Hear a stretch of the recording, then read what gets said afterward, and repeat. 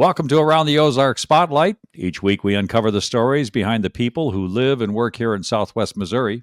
Those individuals with entrepreneurial spirit who work to better the lives of others or put pen to paper to write books about the stories of and history of the Ozarks and its people. I'm your host, Scott Meier. Today we're going to explore the world of ownership of the family business. And with me is Joe Everest of Ozark Fence here in Springfield. Third generation, correct, Joe? Yes, sir. That's right. Third generation. So, many times, we'll hop right into it here.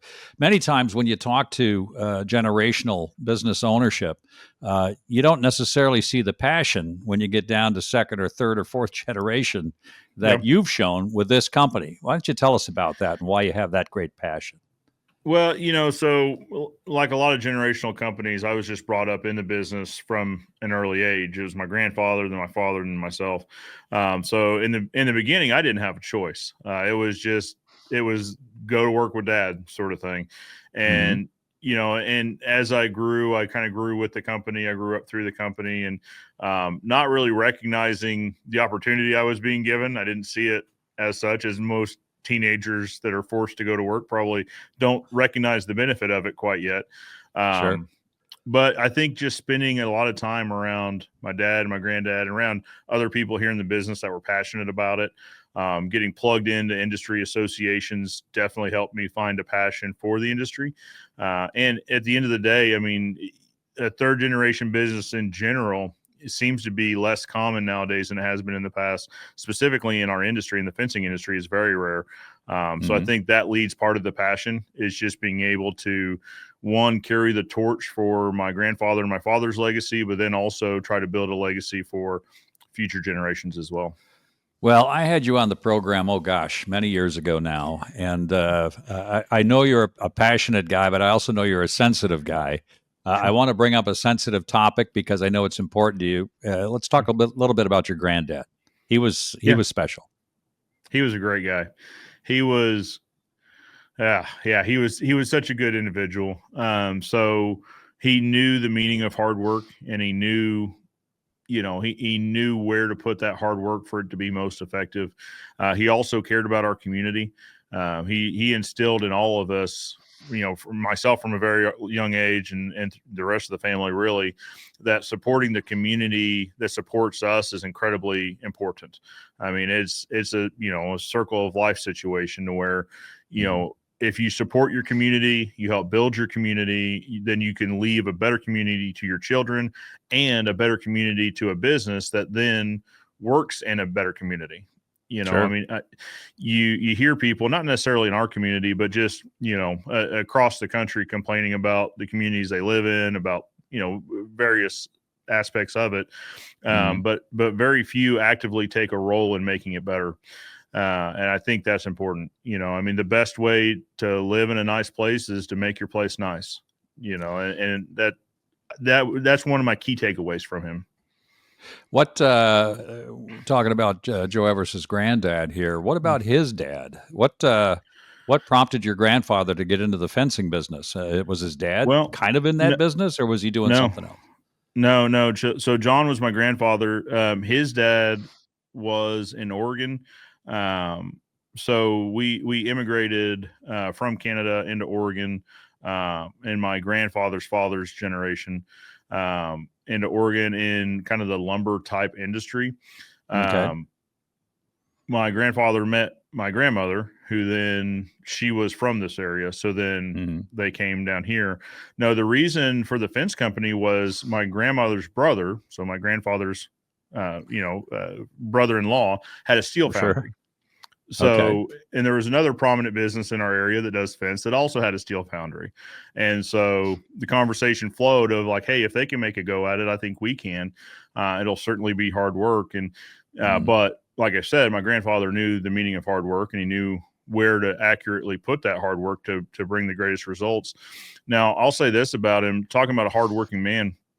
So fencing at the time wasn't a full-time profession. There just wasn't, it wasn't viable. So he worked at Ozark Fence. He also worked at a lumber company, and then he unloaded bananas overnight at the Chiquita Banana downtown. So my father and his siblings rarely saw my grandfather while he was building what we now benefit from, which is now Sure. Ozark Fence Company. Yeah, when you say hardworking, I don't know a bigger word than that, and I don't know a word that carries more meaning. But if I did, I'd use it. I mean, he worked 3 jobs nearly around the clock. He slept for a few hours a day and went back at it. It's 7 days a week. The banana train showed up every day, So, and that's a story we got to hear. That's a story we got to hear growing up, to try to instill in us, like, hey, listen, you won't have to work 3 jobs, but you absolutely have to put your everything into something, Sure. and make it worthwhile. Joe, that's the first time I've ever heard you tell anybody that I've been around in a decade that you're originally family's from Canada, and I don't think I've ever heard you say or a boot or well, going to hospital. I'm far enough removed away from it, and actually, the immigration was from Europe through Canada. We didn't. Sure. The family didn't spend very long in Canada before we moved down south. I like to think it was because of the cold. I like to think it's because of the winter. I'm still not a very cold-blooded individual. It's right now we're going through winter, and I think it's cold when it's in the 20s and 30s. So I have a feeling that of the lineage felt much the same and continued to move south. Well, starting in Oregon, have you ever had a chance to spend much time up there? Because that had to be a tough move for him back in the day to leave Oregon on the ocean to come to a place like Springfield, which 60, 70 years ago had to be pretty quiet and pretty remote. Yeah, it would have been 70 plus years ago. Ozark Fence is 70 years old this year. So it would have been, 75, 76 years ago. I'd have to ask my dad. But yeah, and his family is still in Oregon, Washington State, kind of that Pacific Northwest region. I haven't spent a lot of time up there. My dad and my aunt went up with my grandfather for a family reunion while he was still alive. And so they got to really connect with that side of the family. While I would like to take a trip up there, I haven't. I would like to.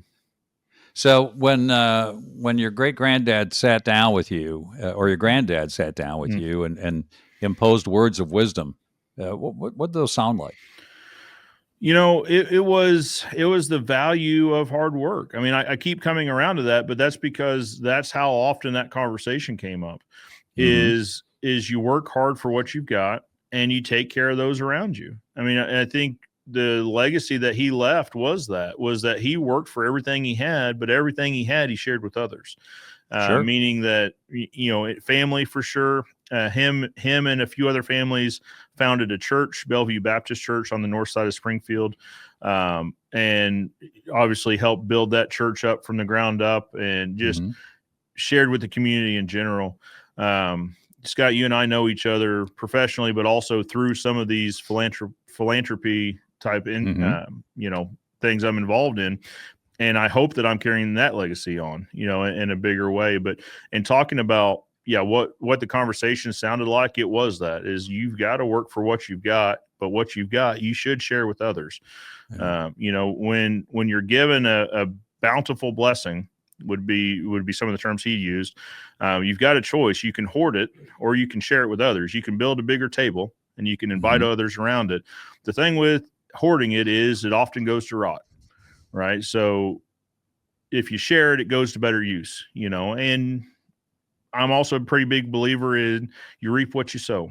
What you put out, you often get back and usually in abundance. So those were the typical conversations with John. Was just Joe Everest, the value of hard work. Well, I get it. Joe Everest, my guest today and around the Ozark Spotlight. Joe, the owner of Ozark Fence here in Springfield. Now, the handoff between your father and you, what was that like? I mean, it was so it started out with a conversation where he had said, hey, as our business grows, I'd like to focus more on the commercial side of the business, commercial fence building. I'd like you to focus on residential and the day-to-day, kind of keep those off my plate and have you run with them. And I was at the age where I was thinking about, what my future looked like. So I thought, well, I said, what that sounds like is maybe me buying this and you running the commercial division of the company. And like a true dad, he said, no, you didn't hear me. What I said was, and so there were several conversations like that. Sure. But I think he saw the value though of having a transition in a time where it wasn't rushed, where there wasn't a finish line in view, where we could Mhm. take our time, we could make sure we did it right, that we did it thoughtfully, and yeah, just transition everything over smoothly. And that was in 2016 when transition became official. And he still works with us. He still is in the commercial division. Now he's got grandkids, and so he's spending a little less time here at the office, which is Sure. we all think that's beneficial, spending time with families. So, but he still remains in the company. I see over your shoulder the title of being the fence expert, and Yeah, you've been around. Obviously, you've been around fencing your entire life. sure. Let's talk about that part of your business a little bit. Yeah. People see fences every day. I'm sure there's a Mhm. lot of folks that figure, okay, so truck comes out, you unload, you throw up a fence, and you move on. There's Yeah. got to be more to it than that. There's an awful lot more to it, but that's absolutely our goal, though, Scott. Is that we want our crews to show up, make it look like a NASCAR pit stop where they're just going in every which direction, and next thing you know, a fence pops up as if by magic. We want it to be so seamless that is the perception. Not Hmm. a lot of headaches, not a lot of hiccups that the customer sees. Now, on the production side, on the installation side, there's always a few things that come up, but that's absolutely our goal, is that we want it to look seamless. But yeah, running a production company that deals with working in the field in general, and not just Hmm. fencing, but we've got friends in roofing and siding and plumbing and electrical. Anytime Sure. you work outside, it adds a layer of difficulty to it because, well, I mean, tonight we've got 3 to 5 inches of snow rolling in, is what they're saying. So that's going to add a layer of complexity to the fences being built tomorrow. Um, Absolutely. but it's all on how you handle it, and handling it behind the curtain, maybe making sure it's less visible to the public, making it Mhm. seem as if it was just a snap of the fingers and a fence shows up. There's a lot to it. There's 3 generations worth of experience getting to this point. It wasn't always this way, Sure. but I think that's where the magic is. When you lay in bed at night, other than thinking of your beautiful wife and family, and we'll talk about them after the break, Yeah, uh, what goes on in your mind? What are the kinds of things that a business, and I won't even say small business. I think Ozark Fence has yeah. grown obviously into a much larger business than where it began. But when you wake up at 2 or 3 in the morning and you're just laying there and things are going on to you, I think psychologists told me it's called monkey speak. When the monkey speak is speaking loud, what are the kinds of things that are going through your mind? It's thinking about the day, right? It's thinking about what we've got coming on that day, the next week, a month, and year, and trying to be more thoughtful about the moves that we make as a company and the moves that I make as an individual. Mhm. On depending on the time of year, we have plus or minus 20 team members here with us. And so it's being thoughtful that I'm not only responsible for those 20 team members, but typically there's a spouse, and national average says there's 2.5 kids, right? Mhm. So it's not just 20. Well, now all of a sudden we've got 50, 60, 70 people that are relying on the decisions we make and the moves that we make. And Sure. it's being thoughtful of how would this affect them. I mean, because we all know, a company is more than the sum of its parts, right? So it's the team members, right? It's Mhm. our team that makes this company what it is.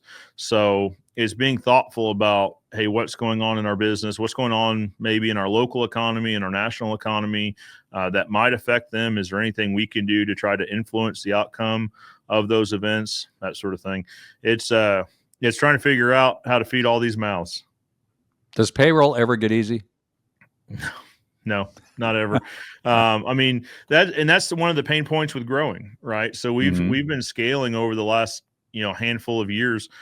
This past year, this will sound like a brag, but it's not. We grew about 26%, and that's painful, Scott, because it's Sure. putting team members in place. Well, I mean, there's the chicken and the egg. You can build a business and then hire on for it, which leads to an Mhm. incredible amount of stress for the team that you have. Or you can build the team and then build the business, which is typically the way we like to do it. Less stress on the team, but a little bit more stress on the payroll. So it's payroll never gets easier. It always seems to outpace growth. You're hearing and seeing Joe Everest, who's the owner of Ozark Fence here in Springfield. We'll be back in a moment with more on Around the Ozark Spotlight. I'm your host, Scott Meier, back in just a minute.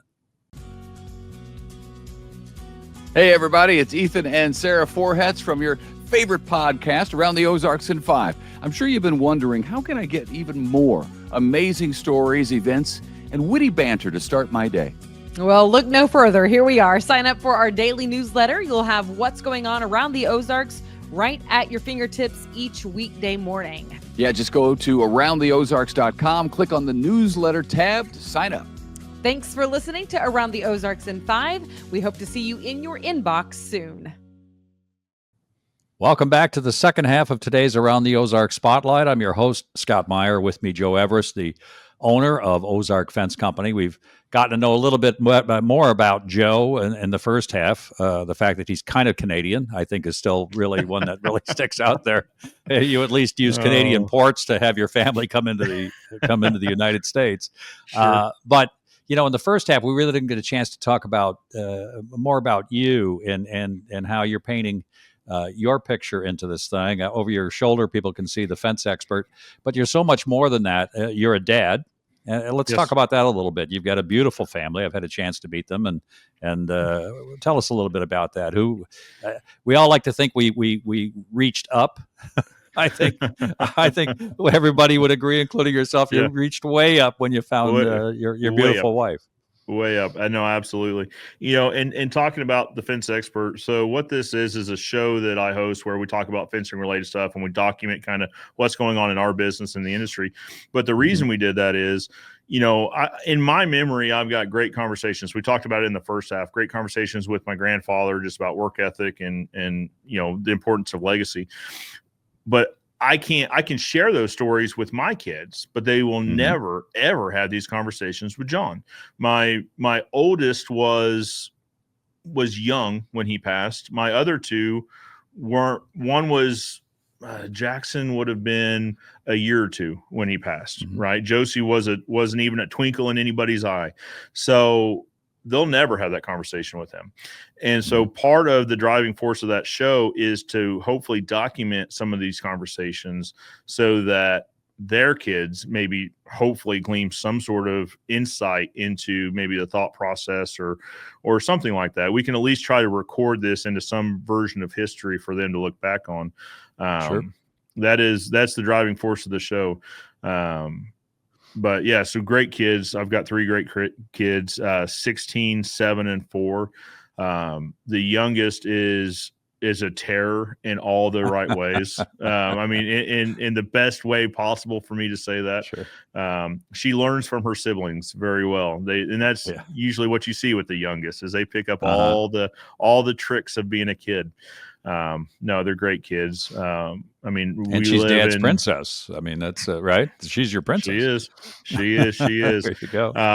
You know, and I never understood the terminology being wrapped around a finger until she did. Now, I won't say. I mean, obviously, my other two kids are incredibly important to me. I love each of them.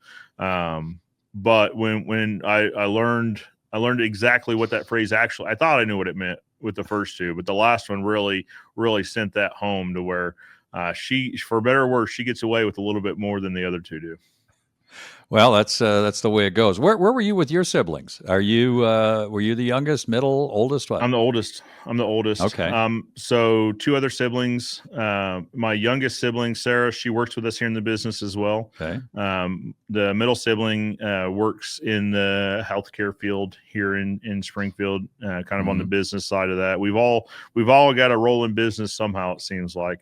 But yeah, so I'm the oldest, and then I have the great pleasure of working both with my father and my youngest sister. Oh, that's great. You know, you were talking about being a good community servant and how important that is to you. Outside of work, I've gotten to know you through your work with Sertoma, and Sertoma is not everywhere in the country. I hadn't heard of Sertoma till I moved to the Springfield area. But the work that they do is pretty incredible, and you've been a part of that for how long? Oh, geez. So probably the last 8 or 9 years. I think Jax, I would have been in for a couple of years when we announced that we were pregnant with Jackson to the club. So I'll say this, I'll back up a little bit. So Sertoma is an international organization, but you're absolutely right that our clubs locally, there's 3 in the Springfield area, are a bit of an outlier to the others in that we throw big events, we raise a lot of money for area community organizations where other clubs in other part of the country, their mission might look a little bit different in just how they impact the community. A lot of them are behind the scenes. Hearing Health is the international mission for Sertoma. We take that and we build on it hugely, obviously. But a lot of the clubs are working behind the scenes towards Hearing Health, but just not as in the public eye. Sure. And Sertoma is involved in so many other things here. What's the next big event coming up?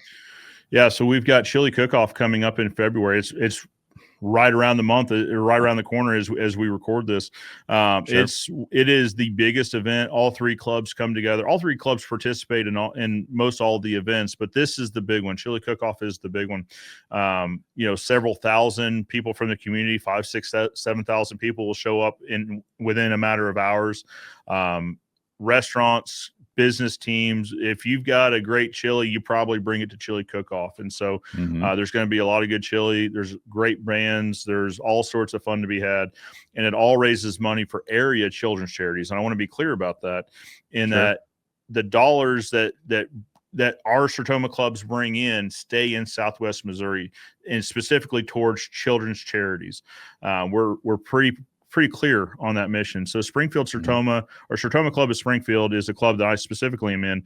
I am the chairman of the gifting committee. So me and my team, we look at grant applications and try to decide where that money is spent. But that's our mission, is that we are to benefit and better the youth of Springfield, or Southwest Missouri, Springfield specifically, but sometimes that mission grows into Southwest Missouri. But a lot of times, sometimes you'll see a fundraiser and you're not really sure where the funds go, or maybe they go elsewhere. Ours are, like I said, specifically for this area, specifically for children's charities in our community. And it gives your children a chance to see their dad and mom doing something good for a community, and hopefully, that rubs off on them as well. Oh, absolutely. I mean, that's the thing, is that's one of the legacies that I'm charged with carrying forward is to pass on to them the importance of community involvement. Now, whether that can take multiple forms, right? It's not always volunteering. Volunteering is a huge part of it, but sometimes community work looks fun, right? Like these events, I'm not going to sugarcoat it, Scott. It's a lot of fun. It's a great time. But at the end of the day, we raise 5-6 figures for area children's charities, and that's also impactful. And you're changing lives, no question. Now, I'll let the audience know, I've actually had a chance to see you in a pink bunny suit as well. Why don't you tell the folks what wearing that bunny suit every year has to do with your world? It's funny. Like I said, community involvement takes all sorts of shapes and sizes. So me and a good friend of mine, who you also know, J.W. DeLong, his family owns a great local community business as well, DeLong Plumbing. We, along with Jim Swafford and multiple others, sometimes depending on the year, we all sponsor a holiday trivia. Some other friends of ours, all mutual friends, have some establishments downtown. It's usually held at Finnegan's Wake, and it's holiday trivia, and it all again raises money for area children's charity. Right. And this is a way where, it's a holiday trivia. So what's more iconic than dressing up in a adult bunny suit to help raise money for kids? Sure. It looks a lot like the one in, what was the name of that? The Christmas movie. The Christmas Story. Right. The Christmas Story. Yeah, well, the one with the, don't shoot your eye out, that one. Yep. That's right. That comes down the stairs in his bunny outfit. Well, if you can picture Joe in something other than something orange, that's what he wears in his off time. It's the one time a year I wear something other than orange. Well, you and JW look pretty good. You kind of look like the Blues Brothers, only in pink. We talk a little bit about what you've done in the fencing business, but what you've also done on the digital side of the fence business, I think is pretty interesting, given your background, and I'm guessing it's a little self-taught on what you're doing.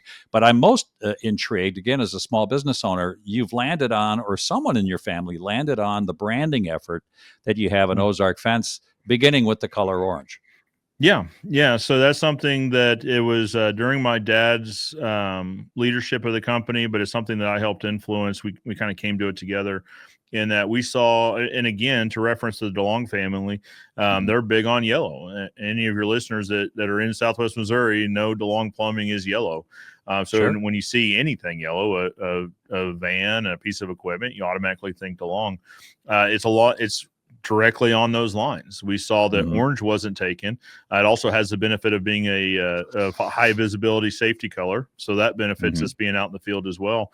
I'll tell you the seminal moment for me, Scott, was we were at the Springfield Chamber of Commerce used to host a business to business expo. And at the time we were wearing blue shirts with gold lettering. I mean, it was very regal. But when I looked out over the crowd at this business conference, it was a sea of blacks and blues. Yeah. So we're blending in.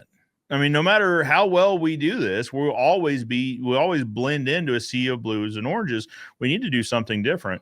And so that was on the mind. There was a safety aspect. And so the branding aspect as well. It all kind of came together in that, like, we're going to have a new company, color, and it's going to be orange. And it's just going to be the company uniform. Is if you're wearing something, it should probably be orange. Now, your orange suit, I can't imagine you walked into a menswear store and found that on the rack. No. That came from Amazon, as do all good odd things. The orange suit and the orange top hat are thanks to Amazon. Yeah, no, those are quite special. So what you're telling us is you're not the only fence company out there. No, not by far. No, we are in the small size of the medium category in fencing nationwide.